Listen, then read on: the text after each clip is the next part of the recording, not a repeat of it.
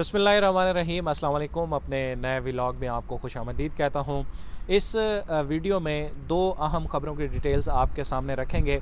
एक तो इंडिया में जो एक इस्लामोफोबिया है या मुसलमानों के ख़िलाफ़ नफ़रत है, वो दिन ब दिन बढ़ती जा रही है और अब मामला यहाँ तक पहुँचा है कि दिल्ली के करीब एक गांव है, गुड़गांव उसका नाम है। वहाँ पर मुसलमानों के जुमा की नमाज खुले मैदान में या बड़े इज्तिमा की शक्ल में पढ़े जाने पर भी कुछ इंतहा पसंद हिंदुओं को जो है वो मसाइल होने लगे हैं और वो चाहते हैं कि ये मुसलमान जो है वो एक मस्जिद के सहन तक या एक कमरे के अंदर तक महदूद हो जाएं, यहाँ से बाहर ना आएं। इस खबर के बैकग्राउंड के साथ थोड़ी डिटेल्स आपके सामने रखेंगे। और इसके बाद वज़ीर आज़म इमरान खान ने गुज़श्ता रात अल जज़ीरा को एक इंटरव्यू दिया है, बड़ा डिटेल इंटरव्यू दिया है उन्होंने। और ख़ास तौर पर मैं अल जज़ीरा की टीम को अप्रिशिएट करना चाहूँगा कि वो एक लंबा अरसा तक आए हैं पाकिस्तान में, मुख्तलिफ़ इलाके उन्होंने विज़िट किए हैं। ग्राउंड पे जाके रियलिटीज़ जो है, लोगों का रहन सहन, एक बुनियादी मालूमात और हुकूमत की कारकर्दगी के हवाले से आवाम की नब्ज़ जानने के बाद उन्होंने ये इंटरव्यू किया है। और गुज़श्ता रात जब ये अल जज़ीरा अरबिक पे ये इंटरव्यू नशर हुआ है तो उसमें जो फुटेजेस उन्होंने प्ले की हैं तो वो एक रियलिटी जो पाकिस्तान का असल चेहरा है। पाकिस्तान का असल चेहरा ये नहीं है कि जो इस्लामाबाद के कुछ एक पोस्ट सेक्टर्स हैं, ये पाकिस्तान का असल चेहरा नहीं है। पाकिस्तान का असल चेहरा वो है जो इस्लामाबाद से बाहर रहते हैं, जो गरीब हैं, जिनके पास खाने को जो है उतना अच्छा नहीं है जो कि इस्लामाबाद वालों के पास या पिंडी वालों के पास या बहरिया टाउन वालों के पास है या DHA वालों के पास है। तो उससे हटकर जो पाकिस्तानी हैं उनके हवाले से उन्होंने बात की है। उस इंटरव्यू की भी कुछ डिटेल्स आपके सामने रखेंगे। मेरे साथ कल्बे अली साहब मौजूद हैं, डॉन अखबार के जो है वो सीनियर कॉरेस्पॉन्डेंट हैं। इनसे बात करेंगे, जानेंगे कि जो इंडिया में मामला चल रहा है इसका बैकग्राउंड क्या है और ये इतना तेज़ी से क्यों वहाँ पे इस्लामोफोबिया हो रहा है। देखिए, ये सिर्फ पॉलिटिक्स है। पॉलिटिक्स में मोदी साहब को अपनी सर्वाइवल के लिए कुछ ना कुछ तो चाहिए जी, लेकिन मोदी साहब को जो असल बैकिंग है सर्वाइवल, हम एक चीज़ को हम सब लोग मिस करते हैं, जो बड़ी बदकिस्मती है मेन स्ट्रीम मीडिया में भी, और एक पूरा एक सिनेरियो है।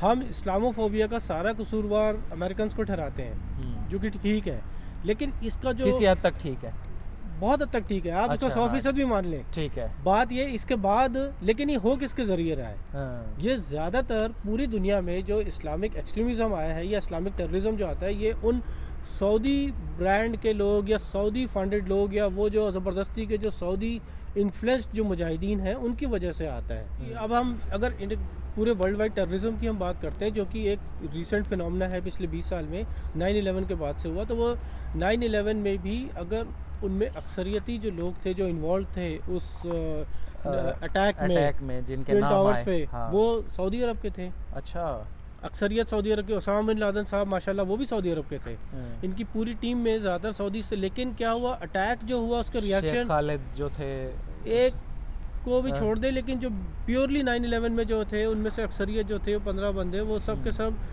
सऊदी अरब के सऊदी सिटीजन्स थे। लेकिन रिएक्शन किस पे किया अमेरिकन ने, ये बड़ा अच्छा है, उनका भी एक फार्मूला है जो अजीब सही है।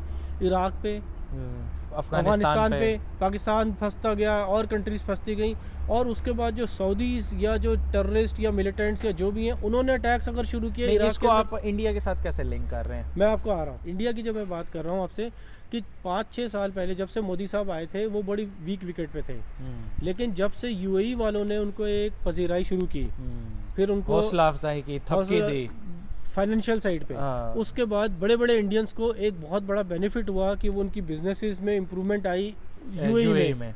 उस पैसे का बेनिफिशियरी हुए सबसे ज़्यादा खुद मोदी और इसकी पार्टी, जिसके बाद देखें गुजरात से उठा के कोई एक्सपेक्ट नहीं कर रहा था कि इंडिया का प्राइम मिनिस्टर मोदी बनेगा। पूरी पार्टी बेबस हो गई, इतना इन्फ्लुएंशियल, इतनी पावरफुल लॉबी बनी only because of Gujarat Maharashtra की जो बेल्ट है, वहाँ के जो डॉन्स हैं, क्रिमिनल्स हैं, सबकी UAE में बेस बन गया, उनके बिजनेसमैन का बेस बना, उनके पास ज़्यादा पैसा आया, तो पूरी पार्टी एक तरफ, जिसमें वाजपेयी जैसे लोग भी थे, मुरारजी देसाई जैसे लोग भी थे, मतलब जो सुलझे हुए लोग थे, पढ़े लिखे थे, जिनके अंदर कोई विजन थी, चाहे मनफी हो कुछ भी हो, लेकिन कम से कम ऐसे नहीं थे कि जाहिल और उठाई गिरे टाइप के मोदी की तरह। पॉलिटिकल एक्सट्रीमिस्ट नहीं थे वो, पॉलिटिकल नहीं, सिर्फ एक्सट्रीमिस्टिक है ना, कि बंदों को जला दो। मोदी के दौर में यही हो रहा था और ओपनली क्लेम कर रहे थे ये लोग। खुल्लम खुल्ला फुटेजेस आ रही हैं कि जी वो ख़वातीन को मार रहे हैं, ये कर रहे हैं, वो कर रहे हैं। ऐसा बंदा इंडिया का पीएम बना। अमेरिकन का सैंक्शंस भी थे, लेकिन सबसे पहले इसको जो अगर इंटरनेशनल पजीराई मिली तो वो यूएई और सऊदी अरब वालों ने इसको एक बड़े बड़े इनाम दिए। यूएई वालों ने, अबू धाबी ने इसको जगह दी कि मंदिर बनाओ।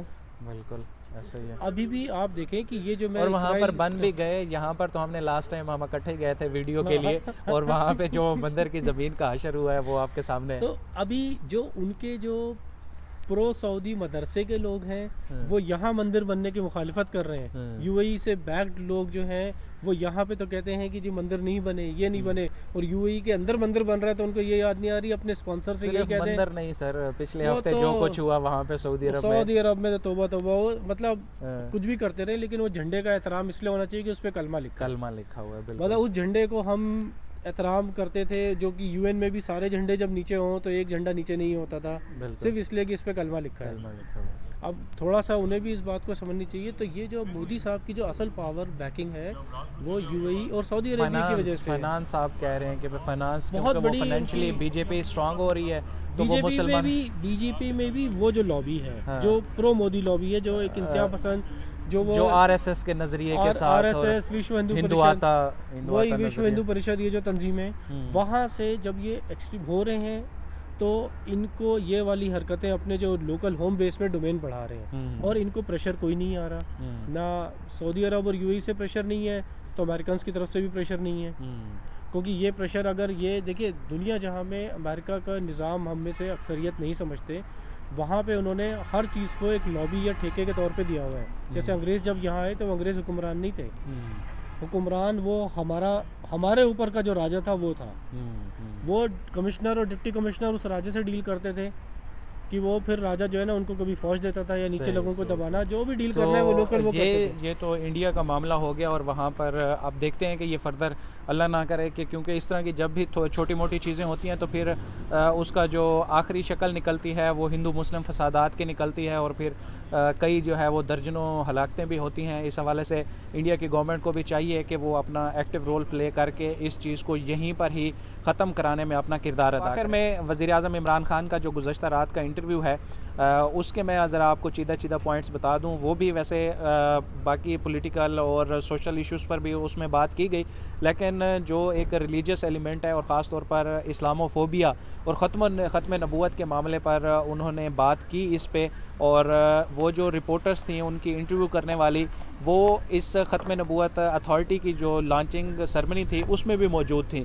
तो उस पर वज़ीर-ए-आज़म इमरान खान बड़े फोकस्ड हैं। वो चाहते हैं कि जो एक आए रोज़ आए साल जो है गुस्ताख खाना खाकों की इशाअत होती है, या इस तरह के जो बड़े बड़े चैलेंजेस हमें देखने को मिलते हैं, इसको निमटने के लिए जो है वो इंटरनेशनली मुसलमानों का एक स्ट्रॉन्ग ग्रुप होना चाहिए जो इसको काउंटर कर सके। इंशाल्लाह मज़ीद भी जो अपडेट्स होंगी वो आप तक पहुँचाते रहेंगे। अब तक के लिए मुझे और कल्बे अली साहब को दीजिए इजाज़त। अल्लाह हाफ़िज़।